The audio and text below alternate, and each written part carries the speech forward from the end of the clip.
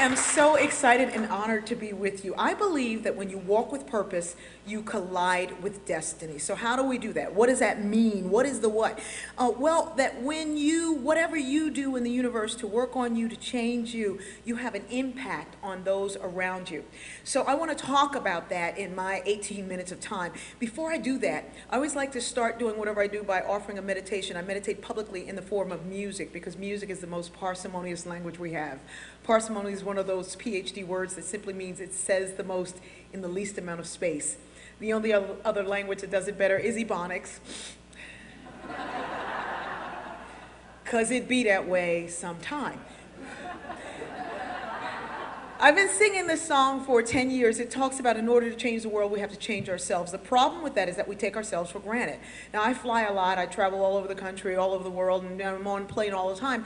And for a while, I was thinking nothing of flying until I was on a plane and the engine was struck by lightning. That will make you grateful. The pilot did a brilliant job of calming everybody down. He said, "Don't worry, look out the window. You see all those ambulances there for you." It happened to be the time of year where I do my annual fast. I fast every year for 40 days, 40 nights. I don't eat or anything. I drink water and juice. It is grueling. I do not recommend it. I usually cheat on the 29th day. I no longer call it cheating. I call it communion. And last year I knew I was wrong because I was in the kitchen going, "Jesus, your body needs butter." See, I shared that with one of my friends who was like, "That is not funny. I can't believe you're making fun of the Holy Communion." I said, "You never fasted, have you?" Because on the 5th day, you see Jesus and he's holding a biscuit. Anyway,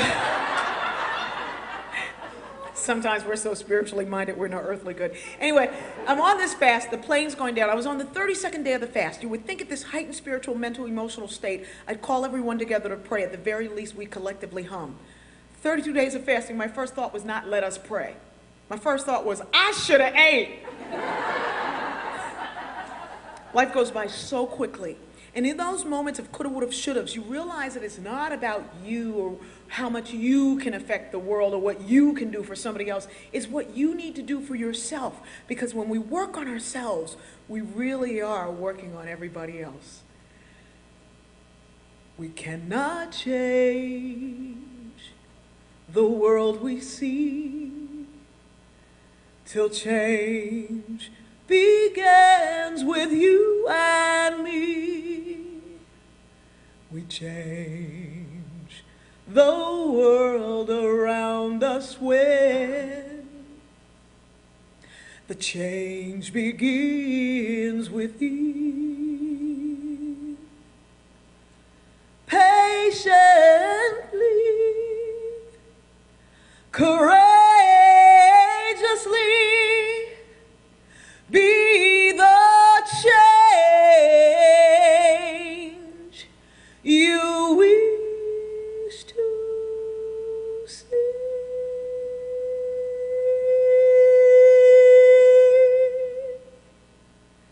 So let the change begin. Let the change begin. Let the change begin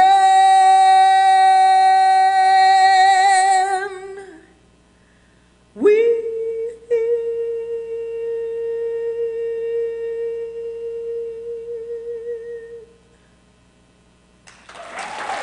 Thank you. Thank you, thank you, thank you. So, brilliant psychologist by the name of Naim Akbar says we have to ask ourselves on a daily basis, why me here now? Why me here now? Why this time? Why? What am I here to do? Why me here now? It's a question of purpose. Your purpose is not your job, it is your calling. And this question is a philosophical question. But philosophy drove me nuts. I took it in college as a foreign language requirement. Walked into the classroom, the professor held up the textbook. He said, "Is this book real? Is it really real? How do we know that it's real?" I said, "Excuse me, I know it's real because I paid $59.95 for it." He said, "Very good, let's go with that feeling. What evidence do we have that you actually bought the book?" I said, "You trying to say I stole it?" I took the book and I threw it at him. I looked at him and said, "Did you feel that?" "How do I know that you felt that?" "Come on, let's go with this feeling." If finding your purpose is finding your place to serve, you can't just ask about it. You have to get up and do something about it. Your purpose is not your job, it is your calling. I had the most tremendous example of this in my life. I had an amazing teacher who did an amazing thing. She graded my homework. That's her job. Yeah, but it was amazing because I balled up the homework and threw it at her. I'm a kid from, I'm the sixth of 7 children from a single-headed household, 7 children, cycles of poverty, abuse, alcoholism, and go figure, I had an attitude. Bigger the insecurity, the bigger the attitude. The amazing thing about this woman, she found my voice, Karen Denton. She got me on track to go to college, helped me fill out applications, took them to the counselor, another teacher. The teacher said, hey, if by chance you get accepted to college, don't unpack because they'll send you home. The counselor said, we don't have time to waste on this kid. She's got bad grades, she's got a bad attitude, she's from a bad family. But the beautiful thing about purpose is that when you become purpose-filled and passionate about what you do, it ignites the purpose in somebody else. She takes the application to another counselor at a completely different school who not only helps me send those off, but she fills out one without telling me and sends it off to this private school in Florida. That's the school that accepts me. They call and say, we decided to accept you. It's a private institution. You don't have enough money to go here. How do you think you can pay? I was thinking, I didn't apply. But I didn't say that because I was not the polished woman you see before you today. I said, you want me at that school, you better find me some money. Fortunately for me, I'm talking to somebody in purpose. They do their job in spite of the circumstances. She takes the application over to the financial aid director. She says, look, we got a kid here with the lowest SAT score we've ever accepted. She didn't become a real student until the end of her junior year, and then her grades shot off. We need to figure out what it was that ignited this passion for learning. The financial aid director starts laughing. She says, you're not going to believe this. This morning I got a call from this millionaire guy, Terry Evenson. He only wanted to help somebody like that, but until this second, we hadn't accepted anybody. This is why I believe that when you walk with purpose, you collide with destiny.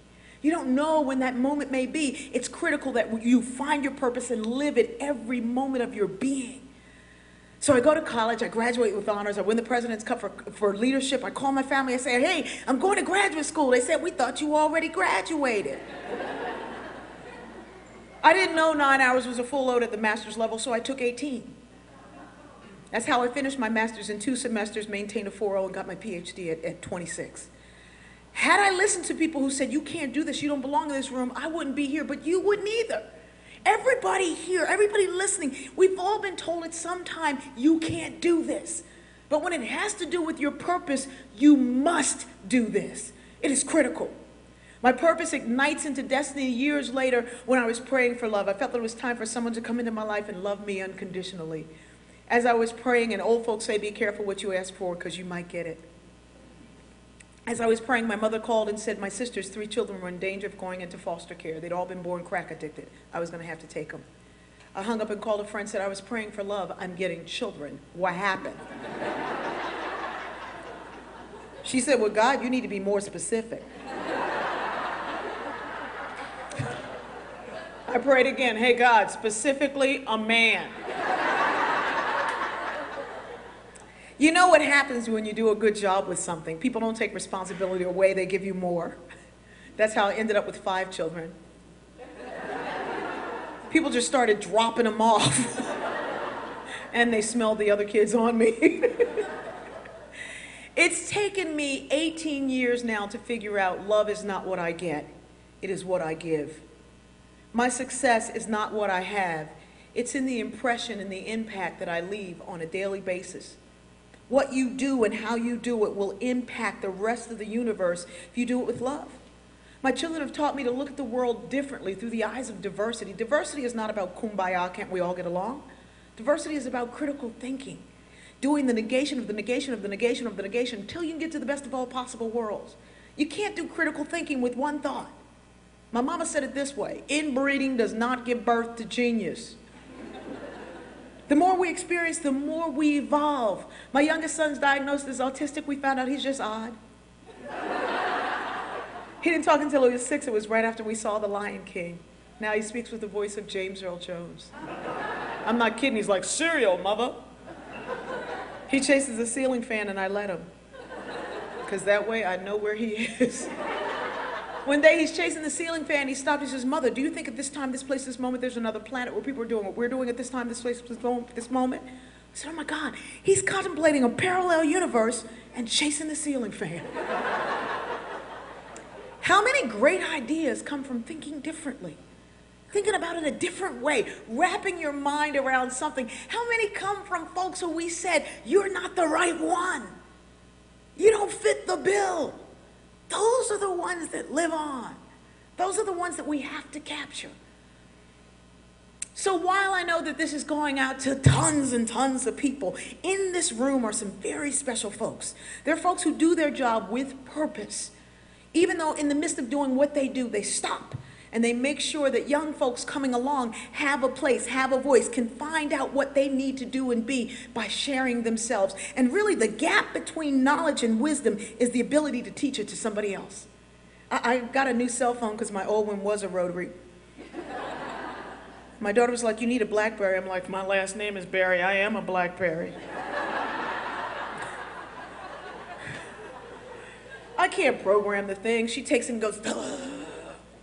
I said, "Wow, you're the first generation to know more than your parents." She goes, "That's right." I go, "Yeah, but you don't have as much wisdom. When you can teach me what you know, then you can grab the pebble from my hand and it is time for you to leave." The gap between knowledge and wisdom is your ability to teach it, to pass it on to somebody else. My mother passed on to me a gift to those of you here who are doing so much for everybody else.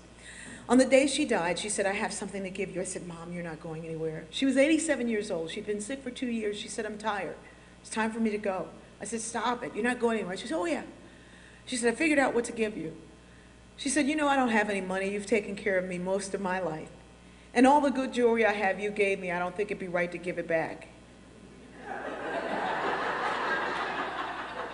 I said, "Yes, it would." She said, "I know what you need, and when you go out and you speak to those who do more for others than they do for themselves, you share this with them." I'm like, what is she talking about? She said, "I'm going to take all of the generational baggage, the hurt and the shame, the stuff that happened to me, my mother, her mother before. I'm taking it with me to the other side. I'm going to leave you with a clean slate. When you talk to people who do more for others than they do for themselves, let them know that every day they get a clean slate. We get to start new." I want to share with you a passage from a book that I wrote.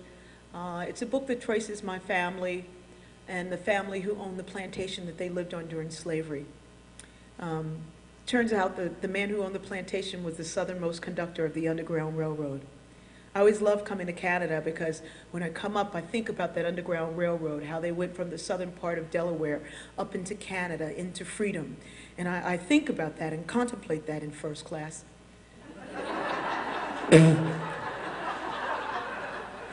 Swing low, sweet chariot, wash my hands. But I think about what they went through, and we don't look at that period of time properly. We always look through the eyes of the slaveholders. We don't look through the eyes of the people who actually created the peace. And it was little things, little acts. If I take one step of peace, I'm creating peace in the universe. And so in this passage from that book, The Ties That Bind, the ancestors speak to us from that period of time to now. I can just imagine what they must have seen. They saw us texting.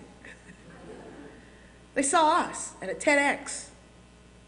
They saw us coming together around ideas that were bigger than ourselves, understanding that if we could wrap our mind around it and internalize it, make it our own, then we were changing the world. We have the capability to destroy the earth. The only thing that's going to keep us from doing that is us. That I take it upon myself to be better than I am in this moment, each moment, to be more me more often. And when I do that, I've already sent out a vibration to make a difference. And then when I connect with you, and connect with you, and I connect with you as sisters and brothers, wow, we're making a difference. We're changing things. We're turning back the tide of destruction. How cool is this moment? They say to us, my children of grace, we have to start this thing over. Y'all done traded one slavery for another when you turn your back on wisdom. We're not free to do what we want to do. We're free to do what we're supposed to do. Take care of the children and the old folks. Just because they don't come from you don't mean they ain't yours. Learn your history. Love, forgive, but never forget. Stand ground, because a bigger change than I've seen is coming, but you're the beginning of that change. Be careful. Change never come without struggle, and joy never come without pain. In your lifetime, you'll see the struggle, but you have each other to get through it. Don't let the little things keep you from doing the big ones. Others will try to stop you, but they can't, because this thing is already moving. Everybody who looks like you is not on your side, and everybody who don't ain't against you. Talk to God and never stop loving. The more I write, the more I see, the more I see, the more I know everything's going to be okay. I can feel it. I can feel it right now. So I'll leave these pages with you. It's my time now, and I feel that too.